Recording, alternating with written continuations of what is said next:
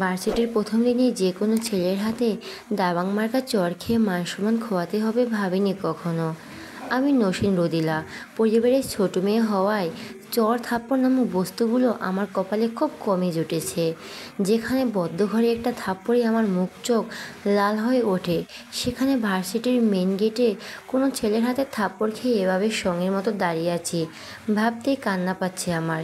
শুধু কান্না নয়, ভীষণ রকম কান্না। সেই সাথে রাগও হচ্ছে ব্যাপক। ইচ্ছে হচ্ছে সামনে দাঁড়িয়ে থাকা ছেলেটার চোরগুলো টেনে টুনে ছিঁড়ে ফেলি। অসভ্য ছেলে একটা। এসব ছেলের জন্যই আজ বাংলাদেশ রসাতলে। রাগে ফুঁসতে ফুঁসতে বলেই উঠলাম, এই এই আপনি আমার মারলেন কেন? How dare you! আপনি আমায় মারলেন কেন সেটা আগে বলুন, তারপর না হয় আমি বলছি। কথাটা বলে নির্বিকার ভঙ্গিতে প্যান্টের পকেটে হাত গুজে দাঁড়ালো ছেলেটা। ছেলেটার ভাবভঙ্গি দেখে বোঝা যাচ্ছে সে ব্যাপক মুডে আছে। দরকার পড়লে আরেকটা চড়ও বিনা দ্বিধায় বসিয়ে দিতে পারে আমার গালে। কিন্তু আমিও তো ছেড়ে দেওয়ার পাত্রী নই। আমাকে চড় মেরে চলে যাবে তা আমি কিছুতেই হতে দিতে পারি না, ইম্পসিবল। কিন্তু কি বলবো সেটাও বুঝতে পারছি না। পেটে কথার পর্সা সাজানো থাকলেও গলার কাছে এসে অদ্ভুতভাবে জড়িয়ে যাচ্ছে কথাগুলো। ব্যাপারটা ব্যাপক বিরক্তিকর এবং আমিও তাতে চরম রকম বিরক্তি। আমার বান্ধবী চিত্রার সাথে গল্প করতে করতেই ভার্সিটির গেটে পা রেখেছিলাম কিছুক্ষণ আগে, কিন্তু ভাগ্য নামক জিনিসটা যে এভাবে বেইমান করবে বুঝতেই পারিনি। তাই তো ভাগ্যের চক্রান্তে নিজের পালাজোর সাথে পা লেগে উল্টে পড়লাম মুহূর্তেই। শুধু উল্টে পড়লে মান সম্মান কিছু বাঁচলেও বাঁচত, কিন্তু পড়লাম কোথায়? একদম ওই খাটাসটার উপর। আর সে আমায় সামলাতে না পেরে আমাকে নিয়ে একদম নিচে।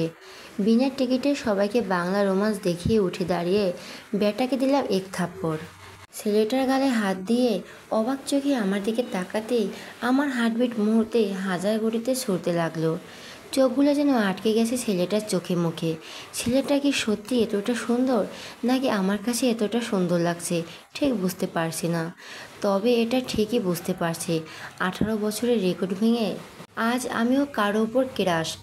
কিন্তু এই ক্রাশ বেশিক্ষণ টিকলো না। ওনার হাতের ভুবন কাঁপানো থাপ্পড় খেয়ে ক্রাশটা হজম হয়ে গেল মুহূর্তেই। পাশের ছেলেটা বাইখাস গলায় ভাবনার প্রহর কাটিয়ে ভোরো কুঁচকে তাকালাম। ভাই, আপনি যান, এই মেয়ারে আমরা দেখতেছি। দেখে তো মনে হয় ফার্স্ট ইয়ার। আগে তো কখনো দেখি নাই ভার্সিটির চত্বরে। কথাটা শুনে মুচকি হেসে আমার দিকে এগিয়ে এলো ছেলেটি।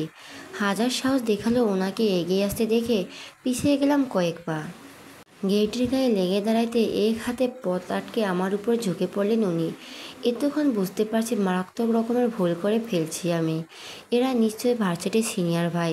ভার্সিটির র্যাগিংয়ের কথা আগেই শুনেছি, আর এত কাহিনীর পর আমার উপর কত ডিগ্রি অত্যাচার করা হবে তাও বেশ আন্দাজ করতে পারছি। উনি আমার দিকে আরও ঝুঁকে এসে বলে উঠলেন, ফার্স্ট ইয়ার তবু এত তেজ?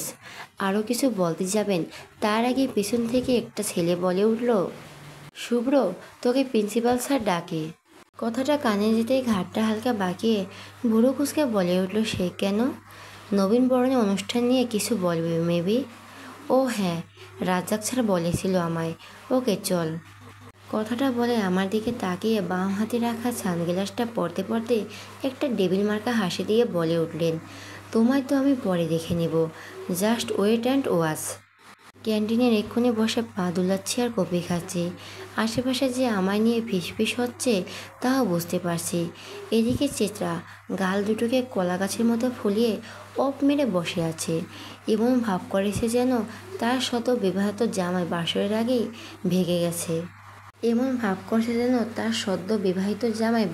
আগেই ভেঙে গেছে। ওই তোর কি হয়েছে? এভাবে গাল ফুলিয়ে বসে আসিস কেন? ভুরু কুঁচকে। তো কি করব শুনি? এটা তুই কি করলি বল তো? আমি আবার কি করলাম? অবাক হয়ে, কিছুই করিনি। সকালে এমন একটা ঘটনা ঘটিয়ে এখন নিশ্চিন্তে কপি খাচ্ছিস? কেমনে তুই পারিস? কিছুই করিসনি, সকালে এমন একটা ঘটনা ঘটিয়ে এমন নিশ্চিন্তে কপি খাচ্ছিস, কেমনে পারিস তুই? আরে কি এমন করছি বল তো? একটা থাপ্পড়ই তো মারছি। শোন, ওই ছেলেকে গণধোলাই দিতে পারলেই শান্তি পেতাম। ভেবে দেখ কত বড় সাহস, আমাকে মারে। হুঁ। তার আগে নিজে গণধোলাই থেকে বাস, তারপর না হয় ওনাকে নিয়ে ভাবিস। মানে? মানে সিম্পল, উনি কে জানিস? ভুরু নাচিয়ে, কে রে উনি? কি প্রধানমন্ত্রী বলা? না, তবে তার থেকে কমও না। উনি হলেন পলিটিক্যাল লিডার, তার সাথে ক্লাস টপার। ওনার ডিপার্টমেন্টের এই 35 বছরে উনি একমাত্র সিজিপিএ 4 পেয়ে গ্র্যাজুয়েশন কমপ্লিট করেছেন। 35 বছরের রেকর্ড ভেঙে চুরমার করে নতুন ইতিহাসটা তিনি তৈরি করেছেন এবার। পলিটিক্স পড়াশোনা দুটো একসাথে কিভাবে কভার করেন কে জানে।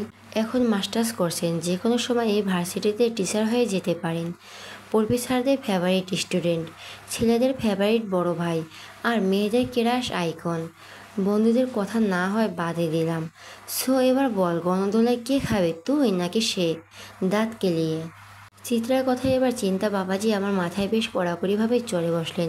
সত্যি তো, ভার্সিটির পপুলার ছেলেকে চড় মেরেছি, ব্যাপারটা নিঃসন্দেহে ভয়ানক দুঃসাহস। কিন্তু আমি কি করে জানবো যে সে এত পপুলার? একটা সাইনবোর্ড গলায় ঝুলিয়ে ঘুরলেই তো পারে যত সব। কিছুক্ষণ চুপ থেকে শুকনো গলায় একটা ঢোক গিলে নিজে বলে উঠলাম, তুই জানলি কিভাবে এত সব কাহিনী? ভুরু কুঁচকে আপুর কাছে শুনেছি। আপু তো এই ভার্সিটিতে পড়ে, আর উনি আপুর ক্রাশ।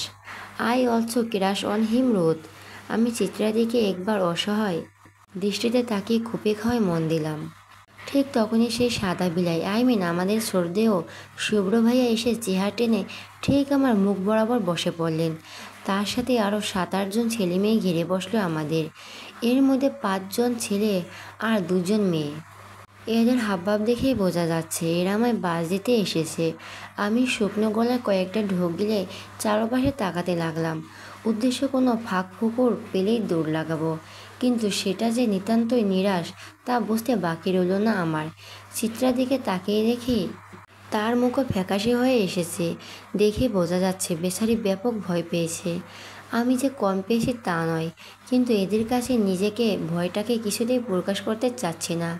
তাই অসীম সাহস নিয়ে বলে উঠলাম, কী ব্যাপার? কী ব্যাপার? ভুরু কুঁচকে, কোনো ব্যাপার না, শয়তানি হাসি দিয়ে।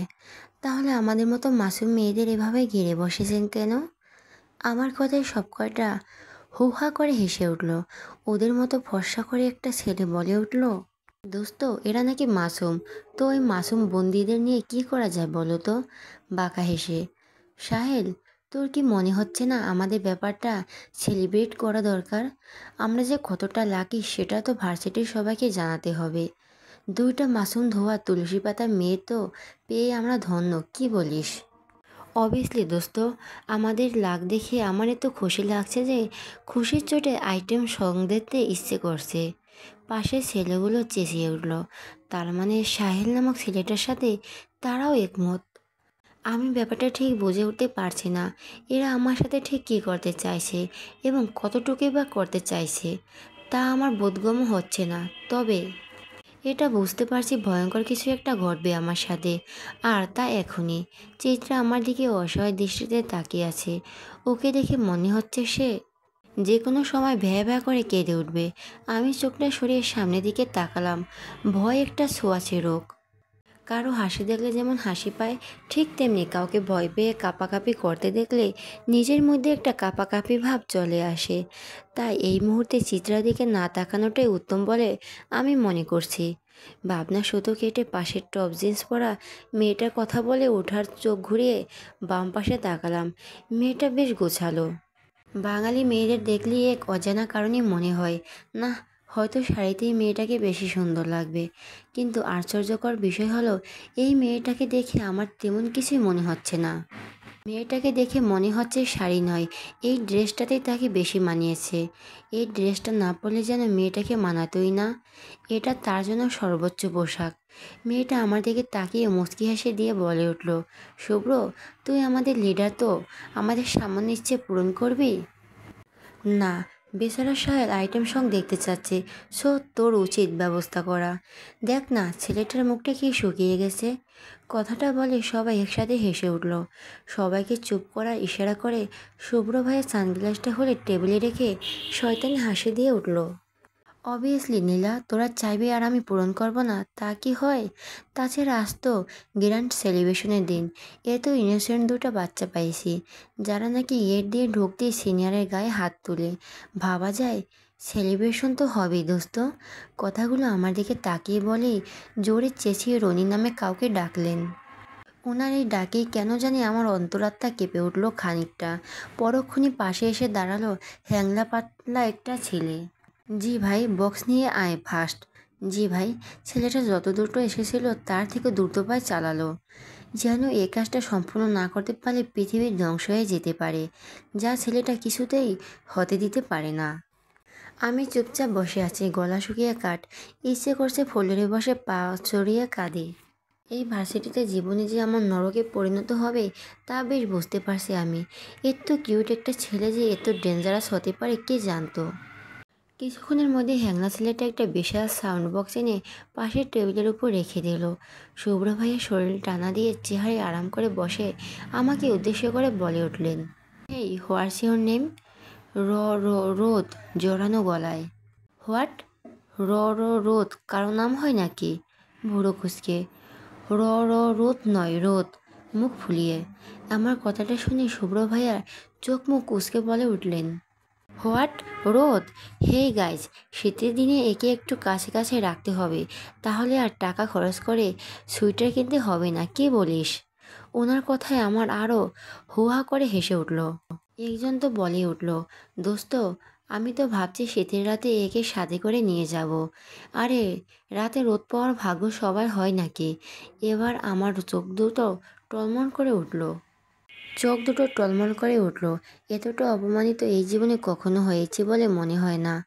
এই একদিনই আমার অবস্থা যে এমন হবে জানলে কখনো ভার্সিটিতে ভর্তি হতাম না। ওনাদের হাসাহাসি শেষ হলে শুভ্র ভাইয়া আবারও আমাকে উদ্দেশ্য করে বলে উঠলেন, হেই সানশান, মাথা নিচু করে বসে আছো কেন? উপরের দিকে তাকাও তো, তোমার নাম শুধু সানশাইন? আই মিন শুধু রোদ? আগে পিছে ঝড় বৃষ্টি কিছু নেই?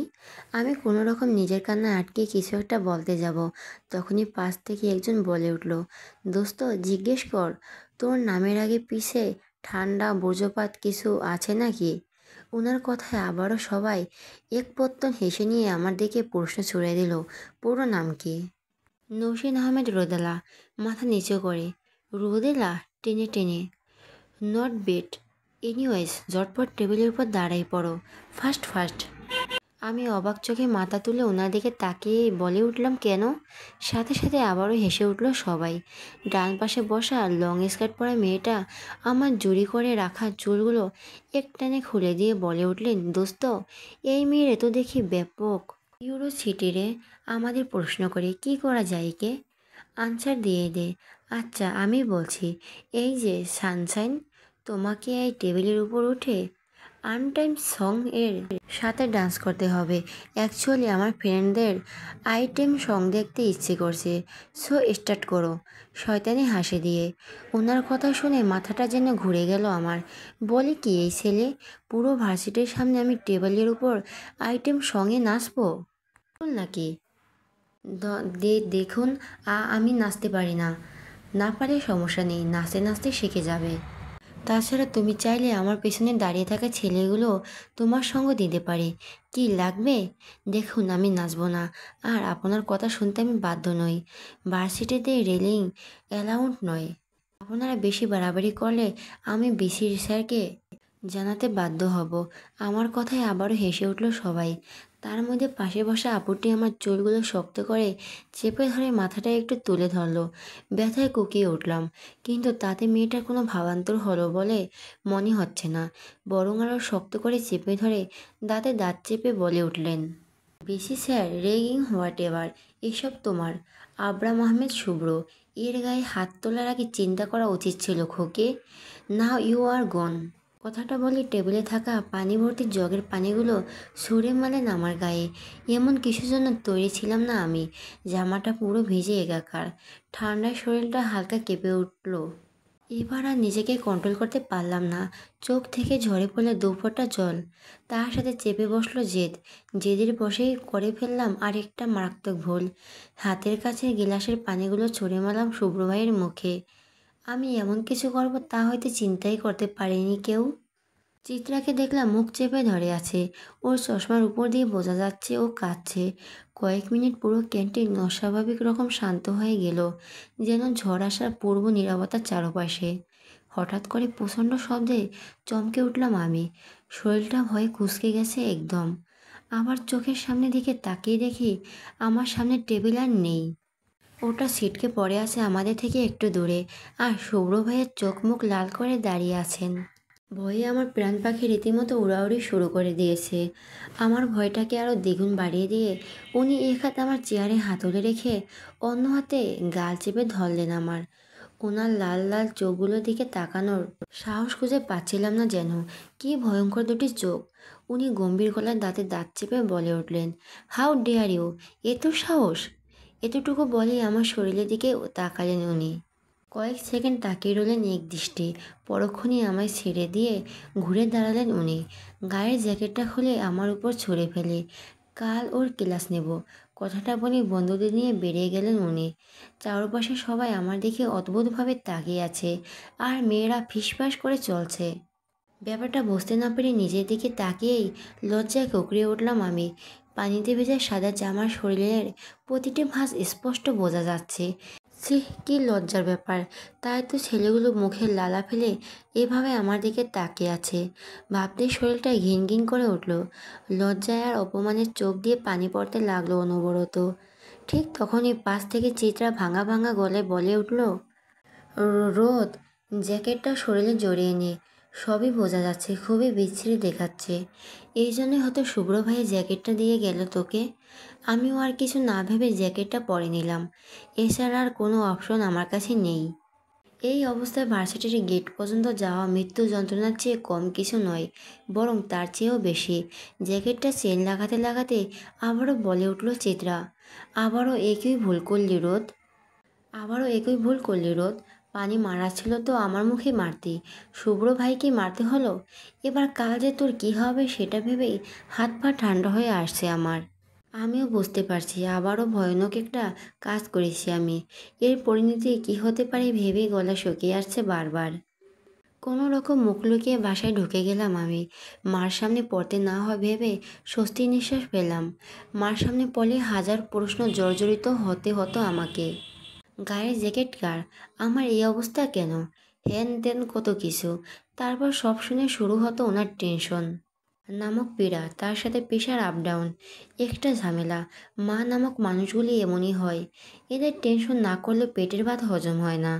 সিম্পল বিষয়গুলো নিয়েও ওনারা খাওয়া দাওয়া বাদ দিয়ে টেনশন করতে বসে যাবেন। আর এটা তো সিরিয়াসলি ইস্যু। রুমে ঢুকে কোনো রকম শাওয়ার নিয়ে বিছানায় গা এলিয়ে দিলাম। আজকে দিনটা আমার জীবনের সবচেয়ে বাজে দিনগুলোর তালিকার প্রথম। আর শুভ্র নামের মানুষটা ভালো লাগা আর খারাপ লাগার মাঝে বিরক্তিকর একটা পার্সোনালিটি, যাকে আমি ইহকালে দ্বিতীয়বার দু চোখে মিলে দেখতে চাই না, কখনো না।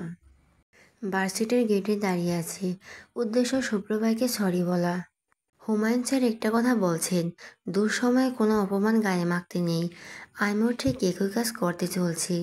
শুভ্র ভাইয়া এবং তার জ্ঞান হয়তো ধুয়ে দেবে আমায়, তবুও এতে করে ব্যাপারটা কিছুটা শিথিল হলেও হতে পারে। আপুর ধারণার দোষটা আমার। অনেক ভাবার পর আমিও বুঝতে পারছি দোষটা আসলেই আমার। সো সরিটা বলা উচিত। আর এই উদ্দেশ্যকে সামনে রেখেই আধ ঘন্টা যাবৎ দাঁড়িয়ে আছি মেন গেটে, কিন্তু শুভ্র ভাইয়ার খবর নেই। চিত্রা মুখ কাচুমুচু করে আমার পাশে দাঁড়িয়ে আছে। ওর মুখ দেখে বোঝা যাচ্ছে সে কিছু বলতে চায়। নিজের ঠোঁটটা চেপে ধরে ভোর কুচকে ওর দিকে তাকিয়ে বলে উঠলাম, কিছু বলবি? হাঁপানির পেশেন্টের মতো এভাবে ছটফট করছিস কেন? দোস্ত, শুভ্র ভাইয়া যদি বকা দেয় তাহলে? আর এর সাথে তো ওনার হারামি ফ্রেন্ডগুলো আছেই। এগুলো শুভ্র ভাইয়া থেকেও ফাজিল।